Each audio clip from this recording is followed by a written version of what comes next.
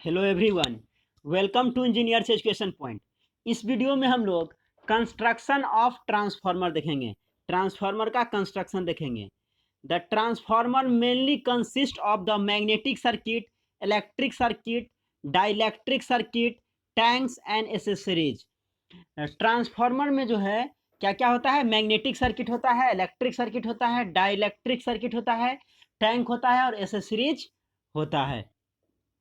The main elements of the transformer are the primary and secondary windings and the steel core। जो मुख्य element होता है, जो मुख्य पार्ट होता है ट्रांसफार्मर का, वो प्राइमरी और सेकेंडरी वाइंडिंग होता है और कोर होता है।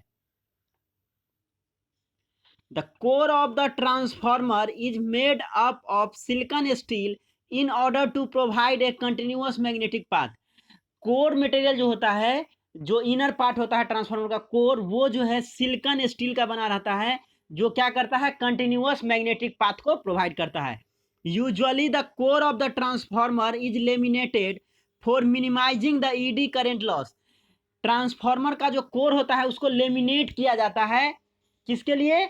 ईडी करंट लॉस को मिनिमाइज करने के लिए, कम से कम करने के लिए। जितना कम से कम ईडी करंट लॉस होगा उतना ज़्यादा ट्रांसफार्मर का इफिशियंसी होगा।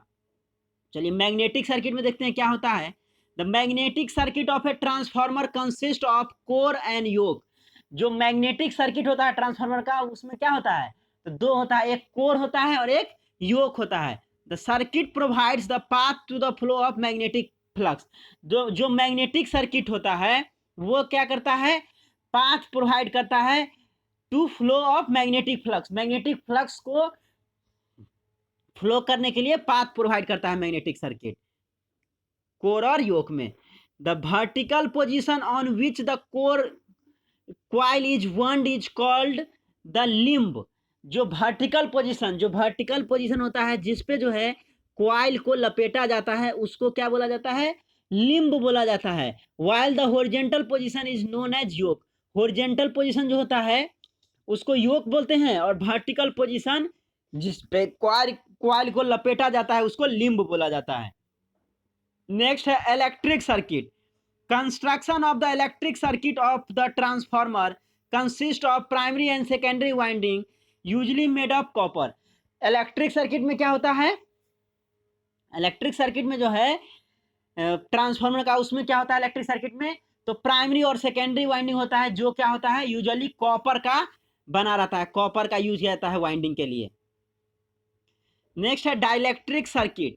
The dielectric circuit consist of insulation use in different places in the transformer to insulate the conducting part.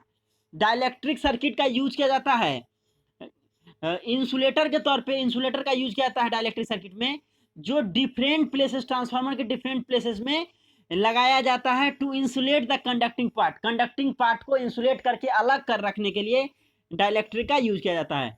The core is laminated to minimize the eddy current losses. Core जो है transformer का जो core होता है, सबसे inner part, उसको जो है लेमिनेट किया जाता है, किसके लिए? ईडी करेंट लॉस को कम करने के लिए, रिड्यूस करने के लिए।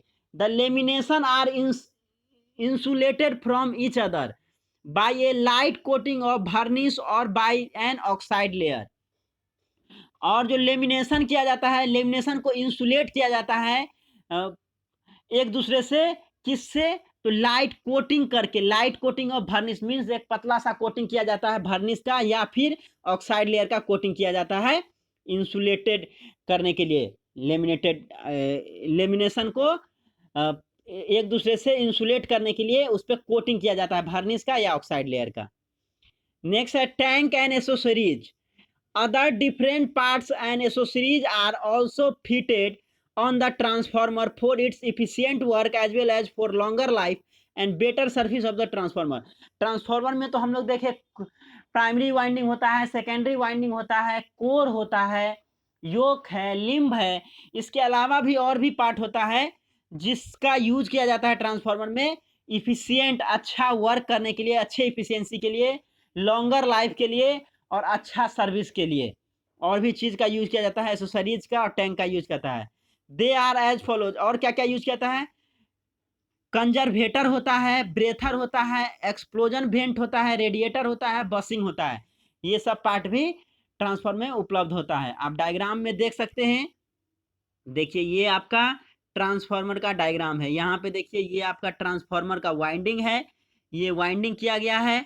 ये जो है कूलिंग ट्यूब है, ये आपका कूलिंग ट्यूब हो गया। और ये जो है ट्रांसफार्मर टैंक है, और यहाँ पे ये इंसुलेटिंग ऑयल यूज किया गया है। यहाँ पे बचल्स रिले है, यहाँ पे कंजर्वेटर टैंक है, टैंक टाइप का बना हुआ है, देख सकते हैं। एक्सप्लोजन वेंट है, यहाँ पे आपका प्राइमरी टर्मिनल है, ये सेकेंडरी टर्मिनल है। ट्रांसफार्मर का ये कोर है, अंदर वाला जो जिसपे लेमिनेट किया जाता है, जिसपे लेमिनेट किया जाता है वायर को, वही आपका ट्रांसफार्मर का कोर होता है। तो ये आपका ट्रांसफार्मर का डायग्राम है। अब देखिए जो आपका कोर होता है, कोर मटेरियल, तो कोर मटेरियल जो है दो टाइप का होता है। अगर कोर की कंस्ट्रक्शन की हम लोग बात करें तो ट्रांसफार्मर दो टाइप का होता है। एक होता है कोर टाइप ट्रांसफार्मर और एक होता है सेल टाइप ट्रांसफार्मर। उसके कोर मटेरियल जो यूज किया जाता है उसके हिसाब से कोर टाइप और सेल टाइप ट्रांसफार्मर। तो ये आपका on the basis of core construction बोल सकते हैं। कोर का जो कंस्ट्रक्शन होता है उस बेसिस पे ट्रांसफार्मर जो है दो टाइप का होता है, कोर टाइप ट्रांसफार्मर और सेल टाइप ट्रांसफार्मर। तो ये आपका कोर टाइप ट्रांसफार्मर है। यहाँ पे देख सकते हैं ये सिंगल फेज है, ये 3 फेज में दिखाया गया है। यही ये सेल टाइप ट्रांसफार्मर है, कोर का ट्रांसफार्मर। कोर को जो है दो टाइप में डिवाइड किया गया है, कोर टाइप और सेल टाइप। तो ये आपका on the basis of core construction there are two type of transformer, core type transformer and cell type transformer। ये दोनों का डायग्राम है। तो देख सकते हैं इस वीडियो में हम लोग क्या देखे, कंस्ट्रक्शन ऑफ ट्रांसफार्मर।